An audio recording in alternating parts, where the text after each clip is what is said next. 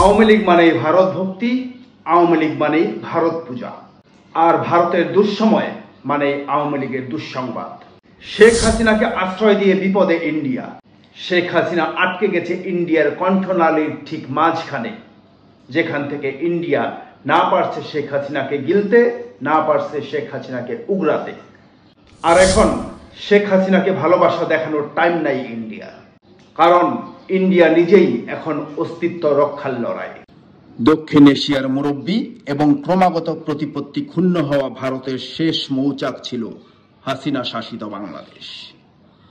ক্রমাগত এবং প্রতিনিয়ত অসম সব চুক্তি করে বাংলাদেশের সমস্ত মধু শুষে শুষে খেয়েছে ইন্ডিয়া। বাংলাদেশকে নিজের পৈতৃক সম্পত্তি মনে করা শেখ হাসিনাও বাংলাদেশের 12টা বাজিয়ে ভারতকে আঁচল উজাড় করে দিয়ে গেছে, যখন যা চেয়েছে, যখন যেভাবে চেয়েছে। আবার গর্বের সাথে বলেছে, আমি ভারতকে যা দিয়েছি ভারত জীবনেও ভুলবে না। আমরা ভারতকে যে দিয়েছি সেটা ভারত সারা জীবন মনে রাখবে। ভারত ভুলেনি।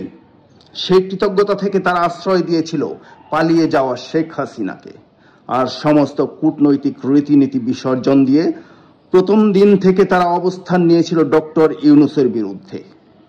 নরেন্দ্র মোদী ভুলে গিয়েছিলেন, তিনি যাদের কাছে ধর্ণা দেন, ডক্টর ইউনূস তাদের সাথে আড্ডা দেন। কাজেই বাংলাদেশ বিরোধী অবস্থান নিয়ে ভারত ট্রাম্পের কাছ থেকে ফিরেছেন একরাশ হতাশা নিয়ে। ভারতের গোয়েন্দা সংস্থা রকে নিষেধাজ্ঞার মুখে রেখে ডোনাল্ড ট্রাম্প ডক্টর ইউনূসের সাথে একসাথে কাজ করার ইচ্ছা প্রকাশ করেন, রোহিঙ্গাদের জন্য অর্থ সহায়তা দেন অতিরিক্ত $73 মিলিয়ন। আমেরিকান ডিফেন্সের উচ্চপদস্থ কর্মকর্তা বাংলাদেশ সফরে আসেন বাংলাদেশের সামরিক শক্তি বৃদ্ধির সহায়তায়। আর সমস্ত ভারতীয় প্রোপাগান্ডা পায়ে দোলে ডক্টর ইউনূস রাজকীয় সম্মানে চীন সফরে গিয়ে করছেন বিলিয়ন বিলিয়ন ডলারের বিনিয়োগ চুক্তি, ভারতের দীর্ঘদিনের সাম্রাজ্য ভাঙনের মুখে। মোদীর মসনদ পতনের আশঙ্কায় আর শেখ হাসিনা তথা আওয়ামী লীগের লাস্ট রিসোর্ট ধ্বংসের মুখে। আন্তর্জাতিকভাবে, কূটনৈতিকভাবে স্মরণকালের কঠিনতম মাইনকার চিপায় ভারত। আর বাংলাদেশে থেকে, বাংলাদেশের খেয়ে, বাংলাদেশের নাগরিক হয়ে আওয়ামী লীগ নামে যেই সব বেঈমানগুলি ভারতের পা চাটত, তাদের চাটাচাটির দিন শেষ। কারণ ভারত শেখ হাসিনাকে ডিসপোজ অফ করার জন্য একটা ডাস্টবিন খুঁজে বেড়াচ্ছে হাতড়ে হাতড়ে।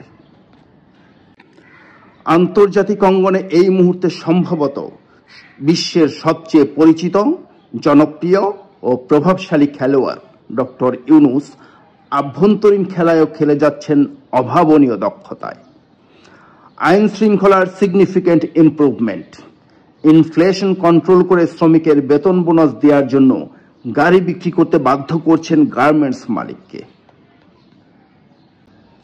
আসছে দিনগুলিতে প্রতিটি সপ্তাহ হবে বাংলাদেশের কয়েক বছর এগিয়ে যাওয়ার দিন। কতটুকু আমরা এগিয়ে যেতে পারবো সেটা নির্ভর করে কতদিন আমরা ডক্টর ইউনূসকে ক্ষমতায় রাখতে পারবো তার উপর।